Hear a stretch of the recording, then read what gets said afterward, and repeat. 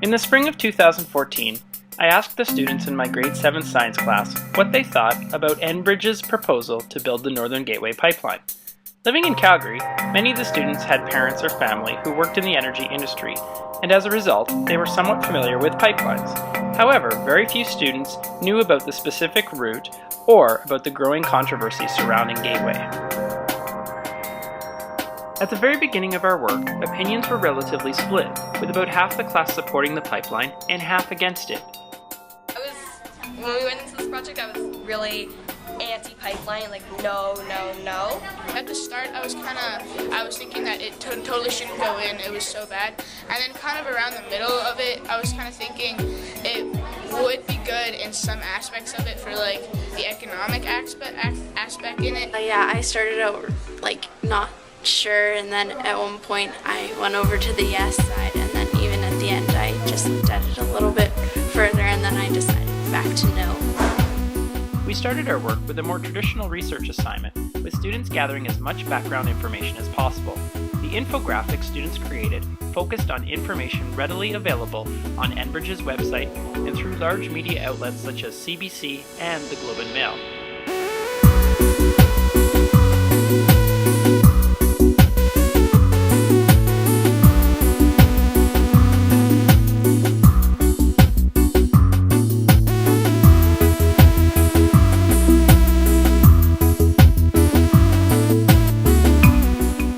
Very early on in the process, it became very important for us to figure out the exact route of the pipeline and to understand the ecology in the regions it would cross. Without this information, it would be very difficult to develop an informed opinion about the proposed project. What we needed was a tool like ArcGIS, which would enable our students to draw, measure, analyze, and add information in order to learn more about the ecological and social impacts of this twin pipeline.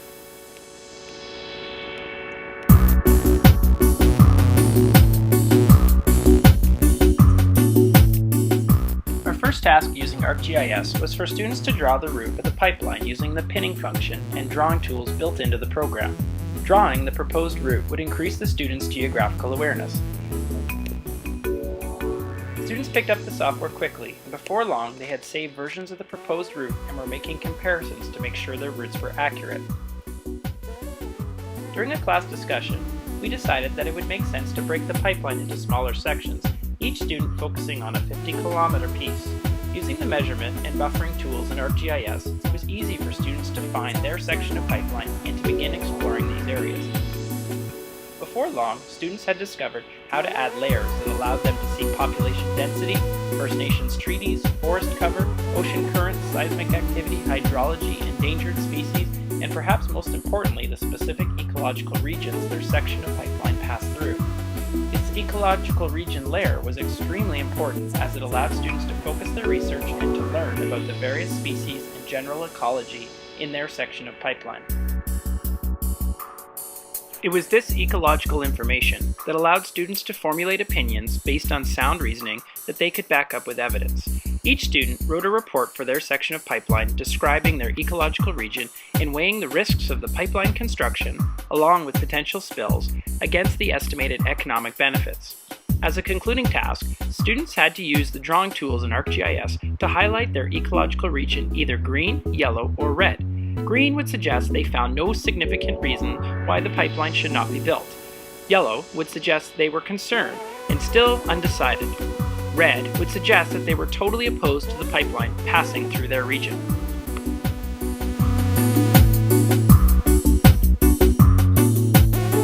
Using the Story Map web mapping application built into ArcGIS, we were able to compile all of this information, complete with summaries of the students' thinking, into one place, perfect for presenting our work.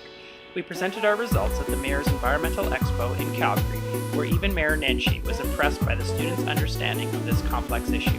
A few of my students even presented their work at the Esri User Conference in Calgary and were very well received by the large GIS audience. To accompany our digital story map, we also decided to create a massive scaled model of the pipeline that showed the topography of the route all the way from the Alberta prairies to the Pacific Ocean. Again, ArcGIS proved to be a necessary tool as we were able to break the region up into sections that students could build in pairs before jigsawing the pieces back together to create one massive relief map. Using the elevation tool in ArcGIS, students were able to ensure that their section was accurate and would match up against adjacent pieces. This work was a highlight for many students who saw the pipeline come to life as we painted, applied texture, and attached a working pipeline using Coca-Cola and a pond pump to circulate the black liquid. Without ArcGIS, it is extremely unlikely that we could have done this type of work, and we certainly couldn't have reached the depth and engagement levels that were witnessed throughout the project.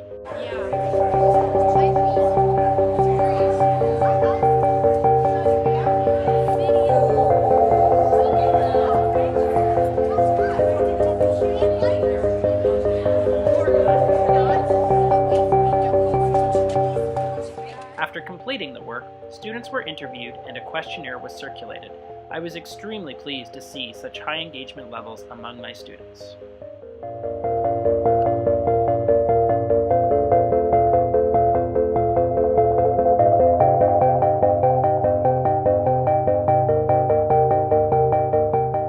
Actually see where the rivers went, where the different different ecoregions. You can actually zoom in, see the different elevations and stuff like that, and how it would impact the area with the pipeline. Really helped us to see how many communities it impacts, the different maybe regions throughout it, like if there was the foothills regions was in our ecoregion, or a forest, or bodies of water. It really helped, and we could map out our area to know where our area stops and what towns and communities are in our area. Yeah, that was really helpful, especially with the layers, getting to see all the different population places, and just looking at even the little rivers and everything. Yeah, I think it was because instead of reading it off a book on the different places, it was good to see it, see what the different areas look like, and then see if there's any because if you're just reading it off a book, you couldn't see where lakes and stuff are. So it kind of helped us navigate where different areas are, how it'll affect it, and stuff like that.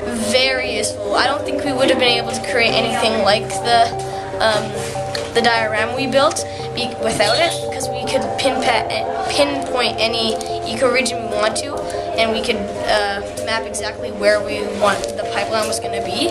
So it made everything one step easier.